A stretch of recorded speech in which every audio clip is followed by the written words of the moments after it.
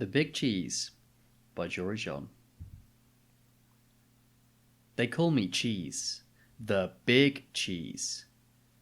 Oh, say it with me please. The Big Cheese. You'd better believe it. That's right folks, I'm the biggest, cheesiest piece of cheddar around. I'm really something to behold. Take a look at me.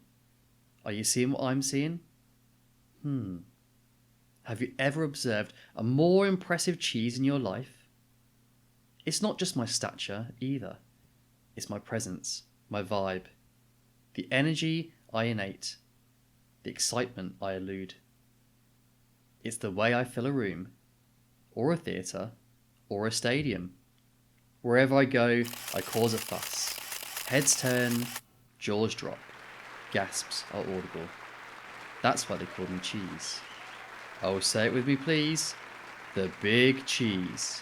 You better believe it. How did I get such a good, or should I say gooder, reputation? Well, I wasn't always a big shot. I grew up on a crowded platter in a tiny kitchen. I was an unremarkable little curd.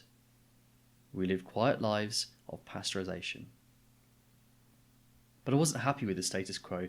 Oh no, I wanted to make a big old name for myself.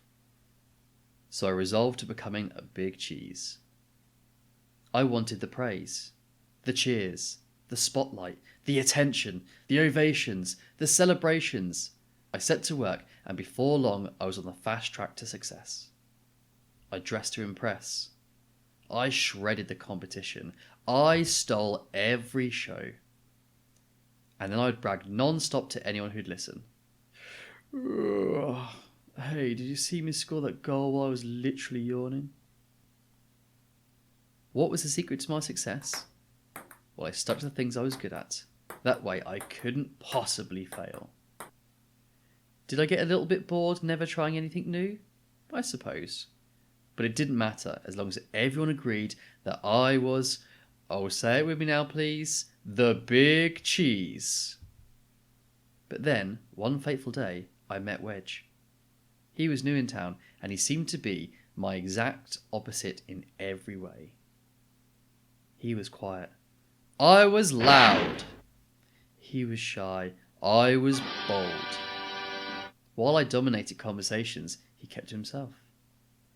I didn't pay much attention to him at first, because why would I? I was too preoccupied with being the centre of my universe. But then, without warning, everything changed.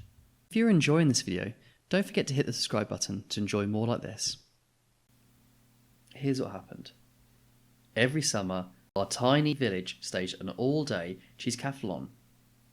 Guess who had first place trophies from the last 6 years? Oh, say it with me please. The Big Cheese. You'd better believe it. This year's opening ceremony started at 5 AM sharp. I was fully primed and ready to prevail. First up was a foot race. I zipped into the lead. Within seconds though, there was someone on my heels. I could hear his breath and the pitter-patter of his agile feet. It was Wedge. I could not believe it. Oh, he was fast. Not just fast, but skilled. Disciplined. He paced himself. We were neck and neck for most of the race. But when I slipped on a rogue pebble, Wedge swerved, sped up, and beat me by a nose. A cheese nose. For the first time, I'd come in second place. Oh, the indignity. But there was no time to sulk, because the next leg of the competition had already started. It was a game of chess. Before I could blink or think, Wedge had taken my king in 4 moves, and, while I was busy protesting to the judges, he had already moved on. The following events were a blur of loss after humiliating loss. It turned out that Wedge was quietly excellent at everything. Even when he won though, he didn't gloat. He was so humble. It was odd. It was disconcerting. It was absolutely baffling. Finally, I watched in dismay as Wedge trounced me one last time, and the day came to a bitter end. Well, a bitter end for me at least. I went through every possible emotion. Ah! No! Boo! Until I finally exhausted myself. And as I lay in the muck, I heard a thunderous voice make a dreaded announcement. First place goes to newcomer Wedge Wedgeman. The crowd roared in its approval. What had just happened? It was honestly hard to fathom. I closed my eyes. Suddenly, inexplicably, I felt a sense of calm come over me. I listened to my breathing, to the steady beating of my heart. Yes, I'd lost, again and again and again. But after that, I actually felt okay. Relieved even. I suddenly knew that my world was not going to crumble. I picked myself up. I dusted myself off and I headed home.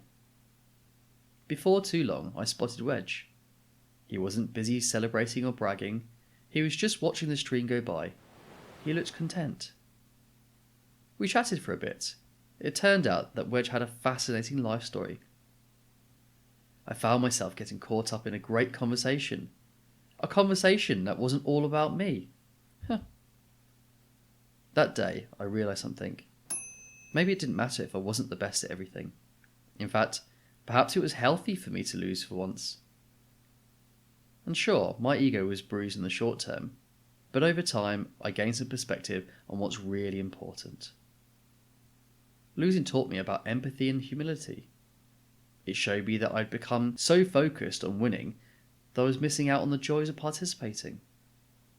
And it helped me see that I can live with defeat, even if I get a little bit angry or frustrated at first. These days, I'm trying not to worry about whether I win or lose.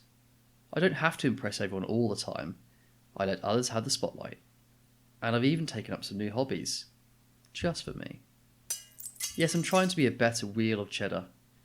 So now when I brag about something, well, I mostly brag about my friends. Whoa! Did you see that? What a move!